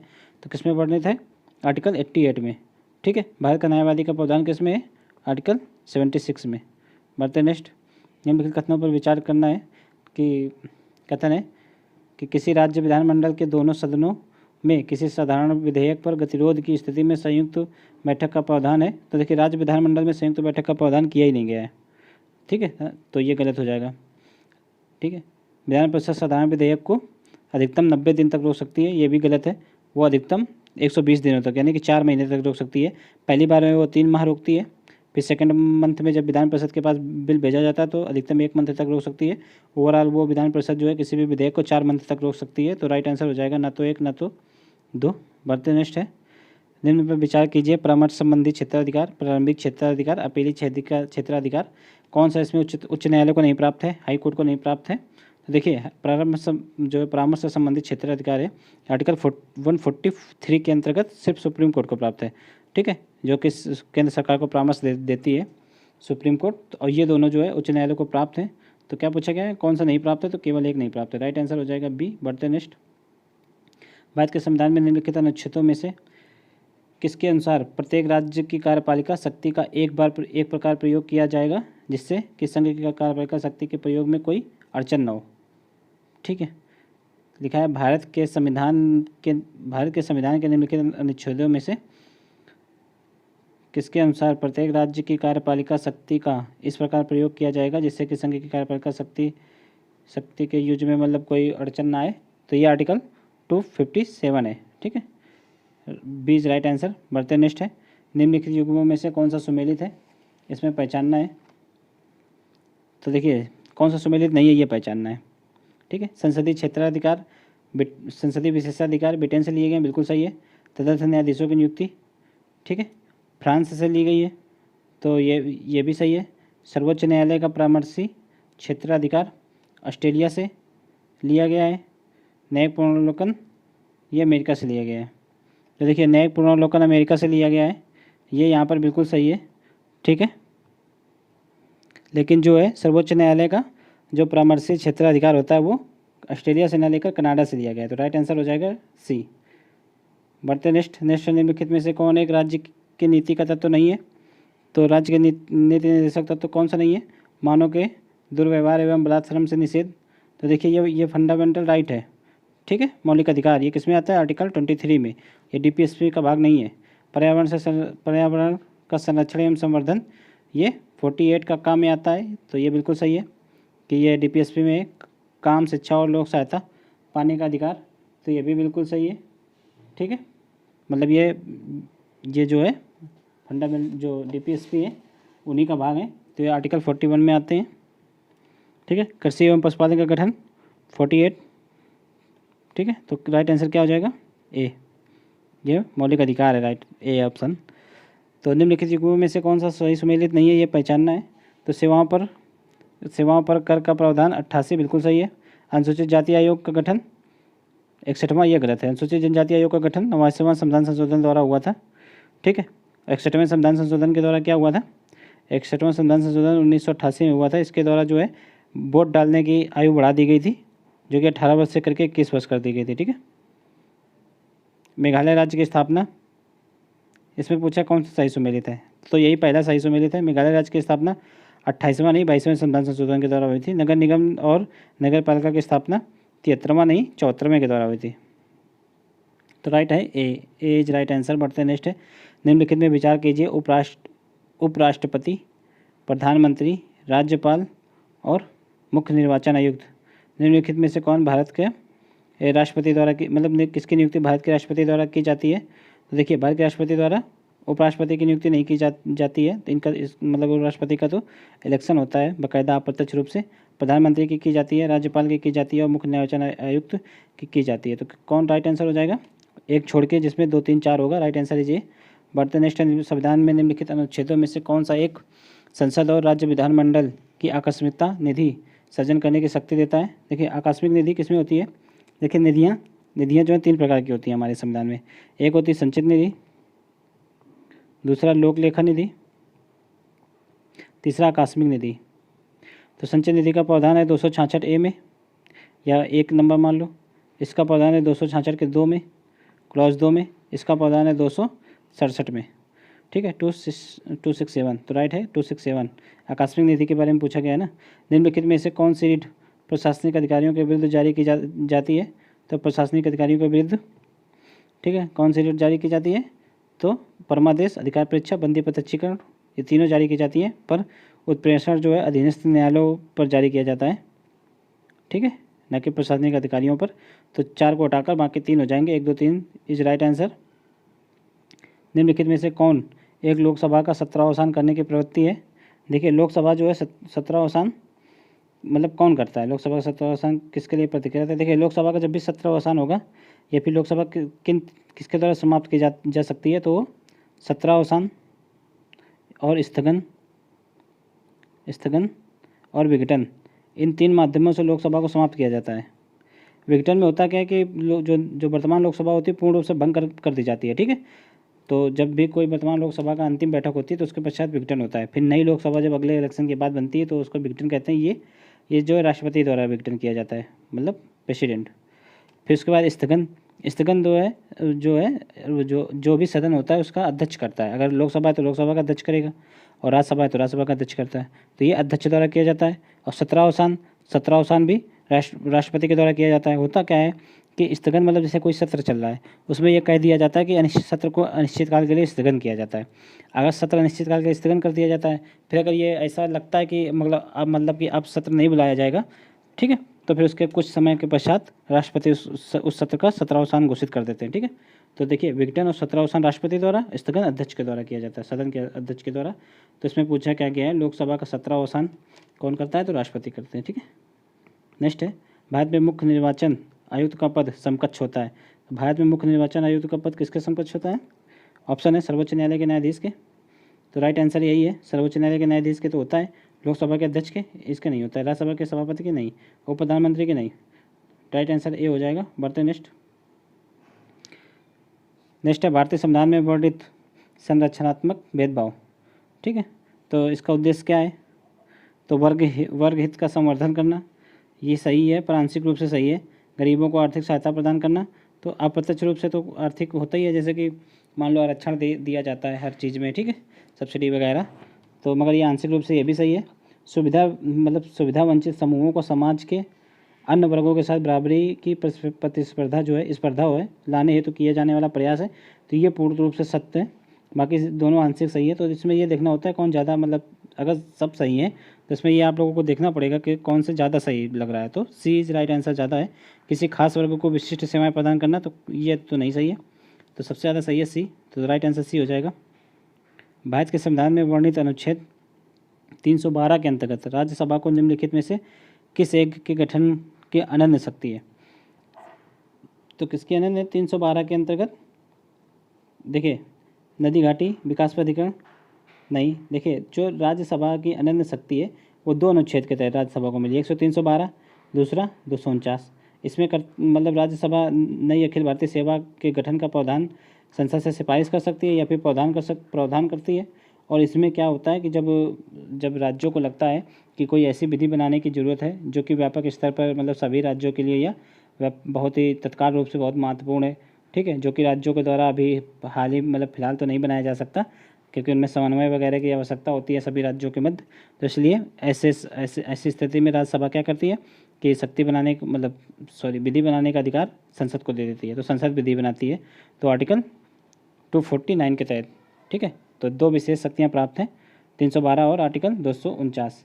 तो 312 में क्या है? नई अखिल भारतीय सेवा। बढ़ते नेक्स्ट उपराष्ट्रपति पद हेतु वांछित अर्हताओं में से निम्नलिखित में से कौन सी एक सम्मिलित नहीं है? तो वह भारत का नागरिक हो, तो ये तो बिल्कुल सही है। एक मिनट, वह भारत का नागरिक हो, बिल्कुल सही है। वह राज्यसभा सदस्य बनने के लिए अहल हो, तो ये भी सही है, ठीक है। वह लोकसभा का सदस्य बनने के लिए अर्हित हो, तो ये गलत है, वह राज्यसभा के लिए अर्हित होता है उपराष्ट्रपति। वह केंद्र सरकार अथवा राज्य सरकार अथवा किसी स्थानीय प्राधिकरण या किसी सार्वजनिक प्राधिकरण के लाभ के पद पर न हो, तो ये भी सही है। तो राइट आंसर हो जाएगा सी, चूँकि इसमें गलत पूछा गया है, रॉन्ग। निम्नलिखित कथनों पर विचार कीजिए और कोर्ट की सहायता से सही उत्तर दीजिए। तो कथन है राज्यपाल को उच्च न्यायालय के न्यायाधीश की नियुक्ति का अधिकार है। तो देखिए राज्यपाल को नहीं है, यह जो है कोलेजियम व्यवस्था होती है, कोलेजियम सिस्टम के तहत इसका मतलब न्यायाधीशों का गठन होता है, तो ये गलत है। राज्यपाल विधान परिषद के कुछ सदस्यों को मनोनीत करता है, तो बिल्कुल सही है। कितना करता है? 1/6। तो राइट आंसर 2 है इसमें, तो क्या हो जाएगा? केवल 2, बी इज राइट आंसर। प्रकलन समिति के संबंध में कौन सा कथन सही है? तो ये लोकसभा तथा राज्यसभा दोनों सदस्य शामिल होते हैं। देखिए दोनों के सदस्य इसमें शामिल नहीं होते हैं प्रकलन समिति में, सिर्फ लोकसभा के होते हैं, ठीक है। प्रकलन समिति में कितने मेंबर होते हैं? तो 30।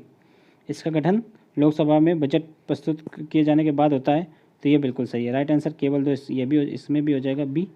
बढ़ते नेक्स्ट है, संविधान के अनुच्छेद 136 के संबंध में कौन सा सत्य है? इसको चुनना है कि यह विशेष इजाज़त से संबंधित है, इसके माध्यम से उच्चतम न्यायालय में अपील किए जाने का प्रावधान किया गया है, तो ये भी सही है, ये भी सही है। अपील की इजाज़त स्वयं उच्चतम न्यायालय को विवेकानुसार प्रदान करता है, तो ये भी सही है। तो इसके सारे कथन सही हैं। नेक्स्ट है, तदर्थ न्यायाधीशों की नियुक्ति का प्रावधान किसमें किया गया है? तो ऑप्शन है सर्वोच्च न्यायालय, उच्च न्यायालय, दोनों या इनमें से कोई नहीं। तो क्या होगा इसका राइट आंसर? राइट आंसर होगा ए, तदर्थ न्यायाधीशों की नियुक्ति का प्रावधान सिर्फ मतलब आर्टिकल 127 के तहत सिर्फ सुप्रीम कोर्ट में किया गया है, ना कि हाई कोर्ट में। राइट आंसर ए हो जाएगा। बढ़ते नेक्स्ट है, निम्नलिखित कथनों में विचार कीजिए तथा दिए गए कोर्ट की सहायता से सही उत्तर चुनना है। बजट की मांगों में कटौती प्रस्ताव पास हो जाने पर सरकार के प्रति विश्वास बना रहता है, ये गलत है। अगर एक बार कटौती प्रस्ताव पास हो जाता है तो विपक्ष जो है अविश्वास प्रस्ताव ला सकती है। इससे इतना होता है कि सरकार ने अपना विश्वास धीरे धीरे खो दिया है, ठीक है। संचित निधि से धन निकालने के लिए विनियोग विधेयक पारित करना होता है, तो ये बिल्कुल सही है, ठीक है। इसमें भी इसका मतलब कारण सही, कथन गलत है। देखिए जो निधियाँ होती हैं अपनी 3 प्रकार की अभी निधि हमने आप लोगों को बताया, संचित निधि, लोकलेखा निधि और एक आकस्मिक निधि। होता क्या इन तीनों में कि जो है संचित निधि से धन निकालने के लिए विनियोग विधेयक पारित करना होता है, यानी कि सदन की अनुमति लेनी पड़ती है। लेकिन लोकलेखा निधि में से धन निकालने के लिए मतलब जो है सरकार को किसी की अनुमति नहीं लेनी पड़ती है। और आकस्मिक निधि में से धन निकालने के लिए सरकार इससे धन निकाल करके खर्च तो कर सकती है, लेकिन कुछ समय के पश्चात या फिर खर्च करने के पश्चात सरकार को अनुमति लेनी होती है, ठीक है। क्योंकि आकस्मिक निधि नाम ही है, तो इसका यूज कब पड़ जाए, कब आपात स्थिति आ जाए, पता मतलब सदन चल रहा हो या ना चल रहा हो, इसलिए ऐसा प्रावधान आकस्मिक निधि के लिए किया गया है। तो इसमें क्या हो जाएगा? कारण तो सही है मगर कथन गलत है, तो राइट आंसर हो जाएगा सी, इसका हो जाएगा, सॉरी डी हो जाएगा, कथन गलत है, कारण सही है। तो बढ़ते नेक्स्ट, भारतीय राज्य व्यवस्था में वरीयता अनुक्रम के आधार पर उत्तर प्रदेश में मुख्यमंत्री को निम्नलिखित में से किस केंद्र स्तर के पद के समतुल्य माना गया है? तो किसके समतुल्य माना गया है? उपराष्ट्रपति नहीं, उपराष्ट्रपति तो काफ़ी ऊपर होते हैं। सर्वोच्च न्यायालय के न्यायाधीश ये भी ऊपर होते हैं। सदन के विपक्ष के नेता ये भी ऊपर होते हैं। नहीं, सदन के विपक्ष के नेता ही राइट आंसर है, ठीक है। सदन में जो विपक्ष का नेता होता है वो मुख्यमंत्री के दर्जे का बराबर होता है, ठीक है। और मुख्य निर्वाचन आयुक्त ये नहीं है, तो राइट आंसर सी हो जाएगा। बढ़ते नेक्स्ट है निम्नलिखित में से किस संविधान संशोधन द्वारा दिल्ली और पांडुचेरी की विधानसभाओं के निर्वाचित सदस्यों को राष्ट्रपति के निर्वाचन मंडल में शामिल किया गया था? तो किसके द्वारा शामिल किया गया था? 17वें संविधान संशोधन अधिनियम द्वारा, ठीक है। राइट आंसर हो जाएगा बी। बढ़ते नेक्स्ट है, केंद्र स्तर पर नगरीय स्थानीय शासन विषय निम्नलिखित में से किस मंत्रालयों से संबंधित है? देखिए नगर, अभी ये क्वेश्चन कल के टेस्ट सीरीज में भी मिला था, ठीक है। नगर विकास मंत्रालय बिल्कुल सही है, वित्त मंत्रालय के अंतर्गत नहीं आता, रक्षा मंत्रालय, गृह मंत्रालय है, ठीक है। तो 1, 3, 4 जिसमें होगा राइट आंसर इस बी हो जाएगा इसका भी। बढ़ते नेक्स्ट है, निम्नलिखित में से कौन सी समिति मूल कर्तव्यों से संबंधित नहीं है? तो देखिए स्वर्ण सिंह समिति की अनुशंसा पर तो मूल कर्तव्य बनाए गए थे संविधान संशोधन अधिनियम 1976 के द्वारा, तो ये तो बिल्कुल सही है। वर्मा कमेटी भी बनी थी, तो उसके द्वारा भी मूल कर्तव्य में योगदान दिया गया था। अशोक चंद्रा कमेटी, इसका कोई संबंध नहीं है मूल कर्तव्य से, तो राइट आंसर सी हो जाएगा। बढ़ते नेक्स्ट है, भारत के उपराष्ट्रपति के निर्वाचन में कौन सम्मिलित नहीं होते हैं? तो देखिए अभी हमने आप लोगों को बताया था उपराष्ट्रपति के निर्वाचन में कौन कौन सम्मिलित होते हैं, लोकसभा और राज्यसभा के सभी सदस्य, यानी कि मनोनीत और निर्वाचित दोनों। तो अब इस यहाँ ऑप्शन पढ़ लेते हैं हम लोग। संसद के दोनों सदनों के निर्वाचित सदस्य, तो ये गलत होगा क्योंकि मनोनीत भी होते हैं। संसद के दोनों सदनों के सभी सदस्य, ये बिल्कुल सही राइट आंसर है। संसद के दोनों सदनों के और राज्य विधानसभाओं के सदस्य, तो ये नहीं है। संसद के दोनों सदनों के सदस्य तथा राज्य विधान परिषद के सदस्य, ये भी नहीं है। राइट आंसर हो जाएगा बी। बढ़ते नेक्स्ट।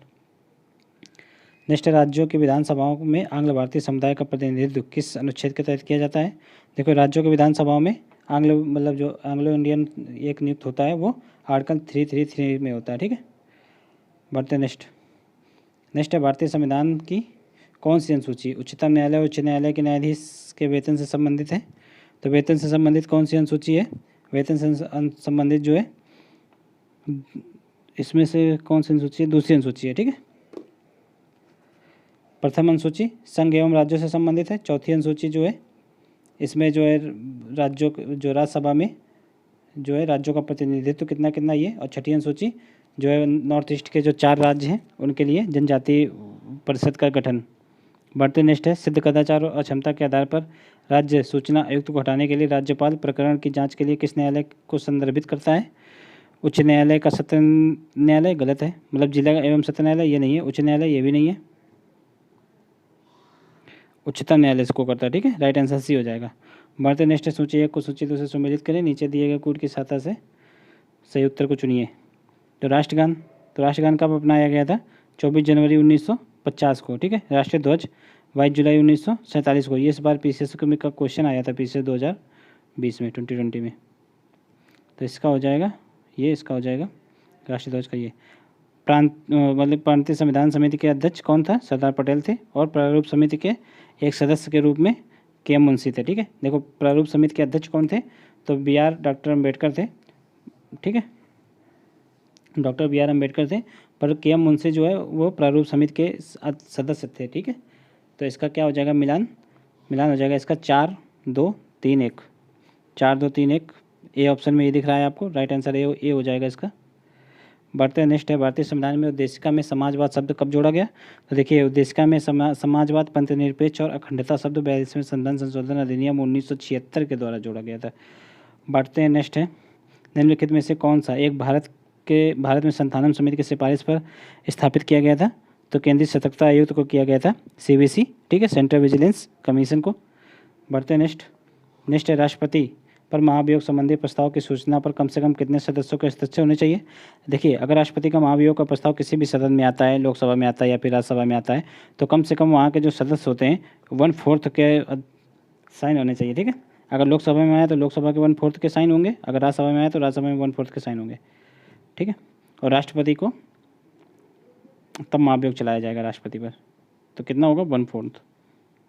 ठीक है, महाभियोग का प्रावधान आर्टिकल 61 में है राष्ट्रपति के लिए। बढ़ते नेक्स्ट है, भारतीय संविधान की चौथी अनुसूची के संबंध में निम्नलिखित कौन सा कथन सत्य है? तो चौथी अनुसूची के संबंध में देखिए, संघ और राज्यों के मध्य शक्तियों का विवरण की मतलब सूचीबद्ध किया गया, ये बिल्कुल सही है। शक्तियों का विवरण दिया गया है कि तीन भागों में शक्तियाँ बटी हैं, संघ सूची, राज्य सूची और समवर्ती सूची। ठीक है, तो ये बिल्कुल सही है। चौथी अनुसूची में जनजातीय क्षेत्रों का प्रशासन, तो ये किस में है? आर्टिकल 5 अनुसूची 5 में सूचीबद्ध भाषाएं, अनुसूची 8 में। और राज्यसभा में स्थानों का आवंटन, ये अनुसूची 4 में है। ठीक है, ये गलती हो गई, अनुसूची 4 में ये राज्यसभा में स्थानों का आवंटन। 7 में क्या है? ये 7 में, अनुसूची 7 में। ठीक है, ये अनुसूची 5 में, ये अनुसूची 8 में। राइट आंसर इज डी हो जाएगा। बढ़ते नेक्स्ट, निम्नलिखित में से किस अनुसूची के तहत राजनीतिक दलों के निर्वाचन सदस्यों की अहिर्ता संबंधी प्रावधान वर्णित है? तो किस अनुसूची के तहत है? तो अनुसूची 10वीं के तहत। ठीक है, देखिए दल बदल अधिनियम आया था, इसमें 10वीं अनुसूची में इसका प्रावधान किया गया है। दल बदल अधिनियम कब आया था? 92 मतलब 52वां संविधान संशोधन था। ठीक है, 1985 में इसके तहत 10वीं अनुसूची जोड़ी गई थी, उसमें ये सारे प्रावधान किए गए थे।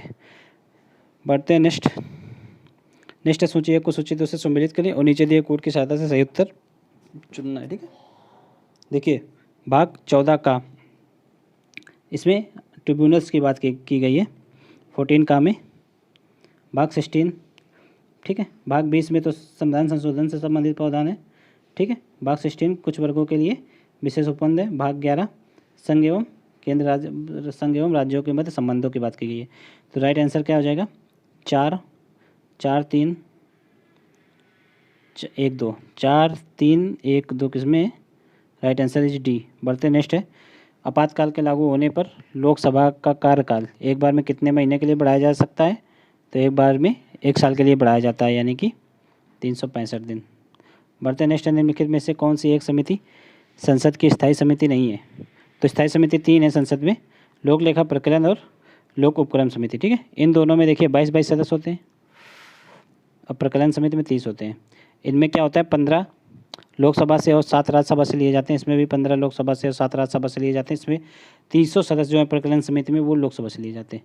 ये याद रखना आप लोग। तो इसका राइट आंसर हो जाएगा डी, जो कि इसमें पूछा गया कौन सी समिति नहीं है स्थायी, तो डी हो जाएगा। निम्नलिखित में से किस आयोग ने राज्यपाल पद की समाप्ति की अनुशंसा की थी? देखिए, तमिलनाडु सरकार ने राज्य मन्नार आयोग का गठन किया था। इसी ने कहा था कि राज्यपाल का पद ही समाप्त कर देना चाहिए। तो राइट आंसर डी हो जाएगा। निम्नलिखित कथनों में विचार कीजिए और दिए गए कोड की सहायता से सही उत्तर चुनना है हम लोगों को। संविधानवाद, ठीक है, एक आधुनिक अवधारणा है, बिल्कुल सही है। यह व्यक्तियों की इच्छा का नहीं बल्कि कानून की सर्वोच्चता का प्रतीक है, तो ये भी सही है। राइट आंसर हो जाएगा दोनों, ठीक है, तो इसका ए हो जाएगा। बढ़ते नेक्स्ट है, भारतीय संविधान के निम्नलिखित अनुच्छेदों में से कौन सा सर्वोच्च न्यायालय द्वारा संविधान का अनुल्लंघनीय मौलिक ढांचा घोषित किया गया है? तो बेसिक स्ट्रक्चर किस में घोषित किया गया है, मतलब कौन कौन से बेसिक स्ट्रक्चर घोषित किए गए हैं? ठीक है, केशवानंद भारती केस में देखिए, ये मतलब आर्टिकल 32 घोषित किया गया था। ठीक है, आर्टिकल ये भी घोषित किया गया था और 227 भी किया गया था, पर 245 नहीं है। तो राइट आंसर हो जाएगा डी। बढ़ते नेक्स्ट है, भारतीय संविधान द्वारा केंद्र एवं राज्यों के मध्य विधायी शक्तियों का विभाजन 2 आधारों पर किया गया है। देखिए, केंद्र और राज्यों के मध्य विधायी शक्ति का विभाजन 2 आधारों पर नहीं किया गया है, 3 आधारों पर किया गया है। कौन कौन सी? संघ सूची, राज्य सूची और समवर्ती सूची। ठीक है, अनुच्छेद 248 का के अनुसार संसद संपूर्ण भारतीय राज्य क्षेत्र या किसी भाग के लिए विधि बना सकती है, बिल्कुल सही है।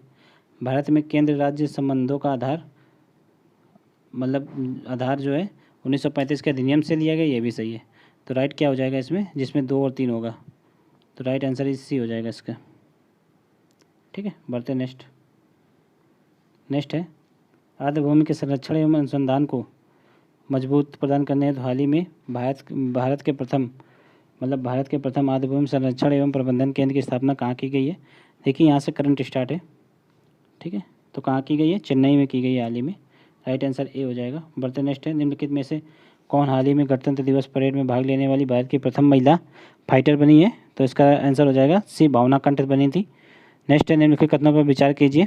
इंडिया इनोवेशन इंडेक्स के दूसरे संस्करण का प्रकाशन हाल ही में भारतीय रिजर्व बैंक द्वारा किया गया, ये गलत है।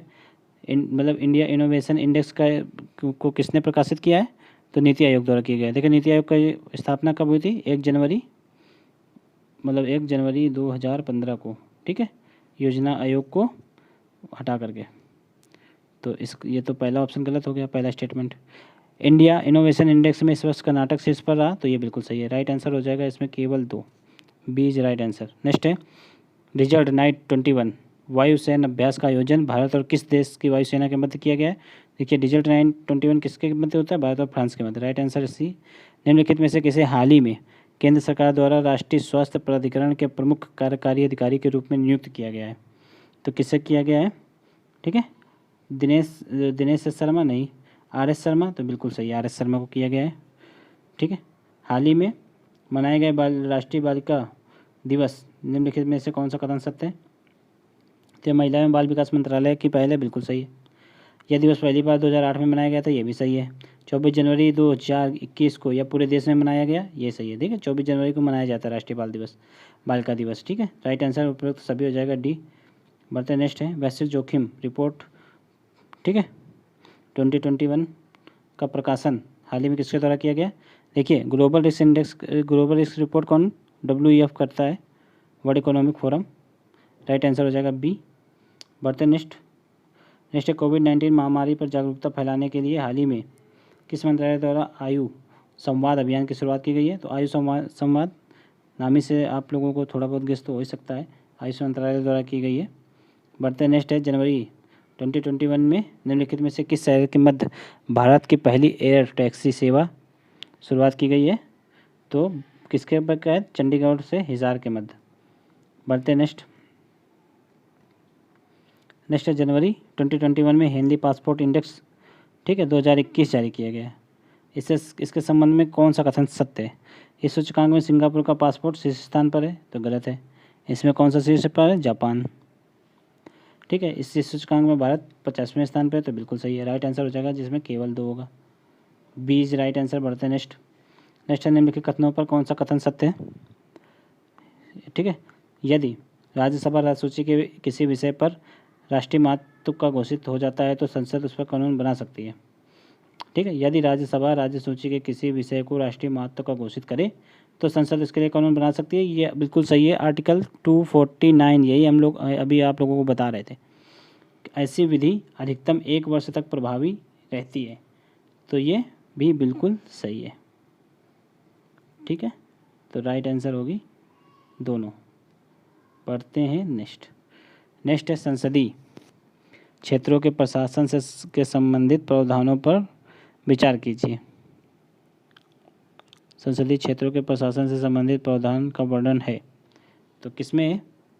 आर्टिकल संसदीय क्षेत्र मतलब संघीय क्षेत्रों का प्रशासन, तो आर्टिकल 239 में। ठीक है, बढ़ते नेक्स्ट आपातकाल की घोषणा होने पर अनुच्छेद 558 के आधार पर निम्नलिखित में से कौन सा मूल अधिकार स्वतः निलंबित हो जाता है? 14, 16, 19 या 21, तो आर्टिकल 19। ठीक है, बढ़ते नेक्स्ट राज्य भूमि सुधार अधिनियम को संवैधानिक सुरक्षा प्रदान करने हेतु सम्मिलित किया गया है, तो राज्य भूमि सुधार अधिनियम को किसमें सम्मिलित किया गया है? तो 9वीं अनुसूची में किया गया है। राइट आंसर बी हो जाएगा। बढ़ते नेक्स्ट है निम्नलिखित में से किस लोकसभा का कार्यकाल लगभग 6 वर्ष का था? तो किसका था? 5वीं लोकसभा का। 5वीं लोकसभा कब गठित की गई थी? 1971 में। तो इसका कार्यकाल कब पूरा हो रहा था? 1976 में। चूँकि आपातकाल लग चुका था 1975 में, आपातकाल ख़त्म हुआ 1977 में, तो आपातकाल के दौरान तो चुनाव हो नहीं सकते, इसलिए इसका कार्यकाल ख़त्म कब हुआ? 1977 में। तो हो कितना साल गया? 1971 से 1977 तक 6 साल। तो राइट आंसर इज 5वीं लोकसभा। ठीक है, बढ़ते नेक्स्ट। भारत के संघीय न्यायालय के बारे में कौन सा कथन सत्य है? इसकी स्थापना 1 अक्टूबर 1935 को की गई थी। देखिए 1935 के अधिनियम के द्वारा 1937 में की गई थी, इसकी स्थापना 1937 में हुई थी। ठीक है, तो ये गलत हो जाएगा, स्टेटमेंट ही गलत हो जाएगा। इसके प्रथम मुख्य न्यायाधीश सर मॉरिस ग्योवर थे, तो ये बिल्कुल सही है। राइट आंसर केवल 2 होगा जिसमें वो सही हो जाएगा, तो 20 राइट आंसर। बढ़ते नेक्स्ट है जिला न्यायाधीश पद पर नियुक्ति के लिए निम्नलिखित में से कौन सी योग्यता होनी चाहिए? वह केंद्र एवं राज्य सरकार की किसी सरकारी सेवा में कार्यरत न हो, तो ये बिल्कुल सही है। ठीक है, दूसरा ऑप्शन स्टेटमेंट पढ़ते हैं हम लोग। उससे कम से कम 7 वर्ष का अधिवक्ता होने का अनुभव हो, बिल्कुल सही है। उच्चतम न्यायालय में उसकी नियुक्ति की सिफारिश की हो, हाईकोर्ट ने उसकी नियुक्ति की सिफारिश की हो, बिल्कुल सही है। तो इसका राइट आंसर हो जाएगा डी, सभी सही हैं। अनुसूचित जाति अनुसूचित जनजाति अधिनियम कब लागू किया गया था? तो 1989 में लागू हुआ था। ठीक है, नेक्स्ट है निम्नलिखित में से कौन सा अनुच्छेद गांधीवादी विचारधारा से संबंधित नहीं है? देखिए गांधीवादी विचारधारा से क्या नहीं संबंधित है? 91 वाला। इसमें क्या है? अंतर्राष्ट्रीय शांति की बात की गई है इसमें। तो देखिए इसमें क्या है? 40 में पंचायतों के गठन की बात की गई थी, तो ये गांधीवादी सिद्धांत है।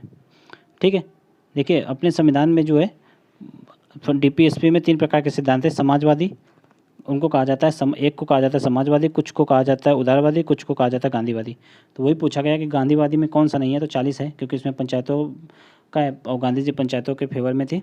और अनुच्छेद जो है 43 का भी, ये इसमें क्या है? सहकारी समितियाँ हैं, तो ये भी है गांधीवादी सिद्धांत। अनुच्छेद 46 ये भी गांधीवादी सिद्धांत है। ठीक है, इसमें क्या है? SC/ST को प्रोत्साहन एवं उनकी शोषण से सुरक्षा। अनुच्छेद 51 नहीं है। अंतर्राष्ट्रीय शांति की बात कौन करता है? तो उदारवादी करते हैं। तो राइट आंसर इसका डी हो जाएगा।